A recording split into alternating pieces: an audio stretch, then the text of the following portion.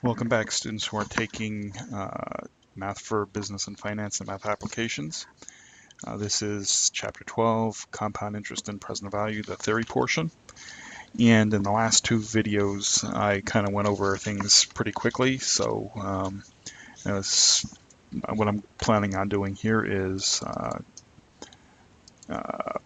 doing just a quick review in order to be able to tie everything together and to give you more of an overview of that thought process. Now remember, all of this that I've gone over is in the textbook, except for the evolution part.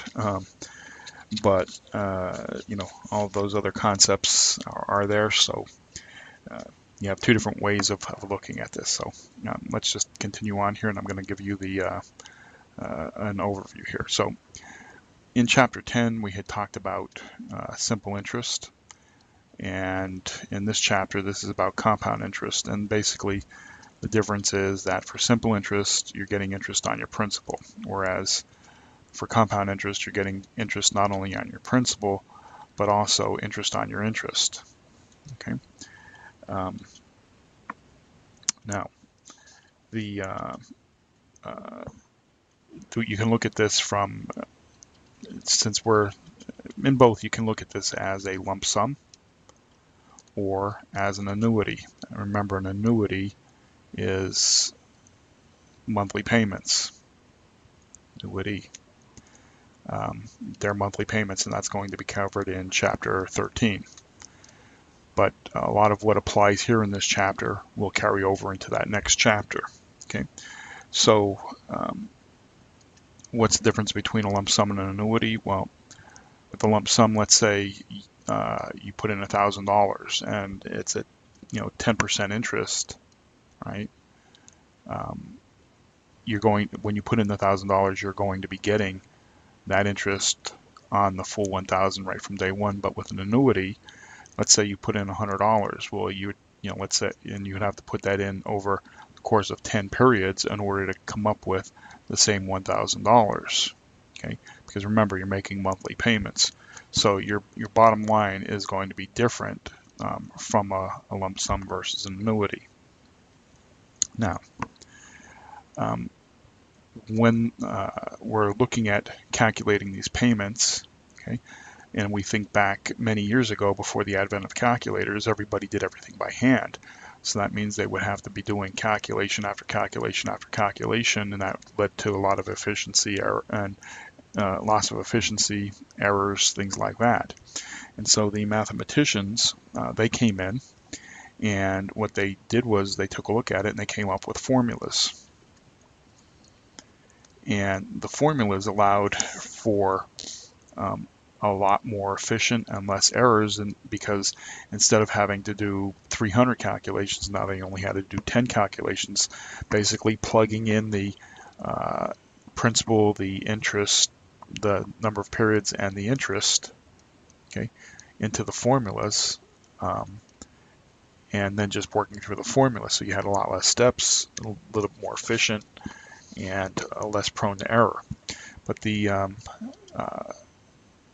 mathematicians also found out that by looking at the number of periods and the interest, they were able to create factors which further increase the efficiency. So maybe over here, if, let's say you had to do by hand and you had 30 years, and you're looking at monthly payments, that's 360 calculations. But if you plugged in the formula, you might only have to do 10 calculations.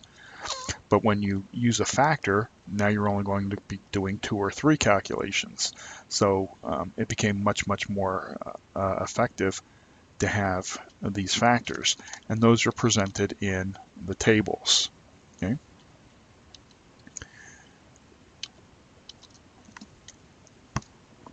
Let me write that down. Tables. Okay, so they're in the tables. So when you're working through this subject matter, I highly recommend you use the tables. Okay.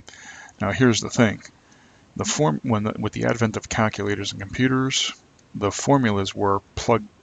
Since they're IC chips, and we can get an exact amount from the formulas. using the calculators and computers, as long as you can identify the variables, like your principal, your interest, your number of periods, whether you want the present value or future value or a payment, you can plug those into the calculator, and if you know how to use your calculator, you'll come out with an exact amount. But notice I said if you know how to use your calculator. Different calculators work differently, so you can't just buy a calculator and think that an instructor is going to be able to help you, because different calculators work differently, and we don't, there's no way we're going to buy, 150 different calculators just to be able to match whatever a student has. So it's important that you know how to use your own calculator. Now, the thing about this here is, and I said use the tables and do it by hand. Well, if you're using the tables, and let's say you had $1,000 as a lump sum, and you looked at a factor, and you had, the factor, let's say, was, 2.1583. I'm just making that up.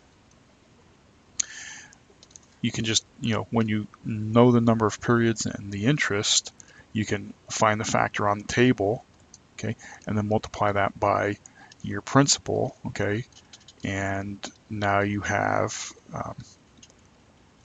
1, 2, 3, 4, right? So you end up with, just by using simple math, multiplication and division, you're able to come up with the answer. Whereas, sure, you can plug in, you have to identify those variables and plug it into your calculator, but until you become comfortable with using your calculator and you know how to use it in and out, you're not going to be sure whether your answer is right or wrong. Whereas by using the tables in and of themselves, you can watch yourself do the math and you can be confident in whatever your answer is. So I highly recommend that you use the tables for your work. Okay. Right. This also leads us to the fact of, let me just erase a little bit here. This also brings up the issue of when we're looking at these tables, okay, you have to know which table you're using. I mean, when I draw a timeline, I could be here today, and this is the future, okay? So you need to know whether you're using a future value table or a present value table, okay? And again, these are going to be lump sum tables in this chapter. Next chapter is going to have your tables for, excuse me, for annuities, your payments. But whenever you're looking at a table, realize that these are all at $1, so it doesn't matter whether you're looking at principal of $320 or $1,000, whatever factor you come across, okay, that applies equally. All you need to do is just take that factor and multiply it times whatever your principal amount is. But make sure you're using the correct table, okay? This is a future value table. Notice that for 8% and 10 periods, okay, remember number of periods go down the side, interest rate across the top, that factor was 2.1589. If I look at a present value table, okay, present value for the same 8%, 10 periods, that's 0.4632. It's a different factor because it's calculated differently. We're looking at something in the future is what it would be worth today, whereas in the future value table we have what's today and what would it be in the future. So you end up with a different factor, and you have to make sure you're using the correct table for that calculation. Okay, so that's kind of like a quick summary. Okay, going over all of these the concepts that were covered in the previous two videos. Let me just think real quick if I missed anything here. Okay, yeah, rounding. Remember, if you're using a calculator, okay, and you're inputting the variables, you're going to come out with an exact amount, okay? But if you're using the tables, okay, depending upon your calculator and how far it rounds out and so on and so forth, you may come up with a slightly different answer due to rounding, okay? For example, you might have 132.16 as the exact amount, but your calculator might, due to rounding, might come out with 132, say 17 or 18 or even 15, okay? and that's just fine. Okay, we take that into consideration when we're grading. But if you come out with a number that's too far out of the norm, okay, meaning, let's say you come out with an answer of 133.08 and it's supposed to be 132.16, well, that answer is wrong. It's just too far out of the ability to be able to round a number due to calculator rounding. Okay, so if you're using the tables, and you're having a difficult time getting to the exact number, okay, the exact amount, if you're only off a penny or two, a nickel in one way, depending upon how large the number is, don't worry about it, okay? But if you're off by too much, say, a buck or whatever have you, then I would start being concerned with it, okay? So that's all I can think of for now, and so I'm going to stop and go into a couple more concepts related to this chapter. Okay.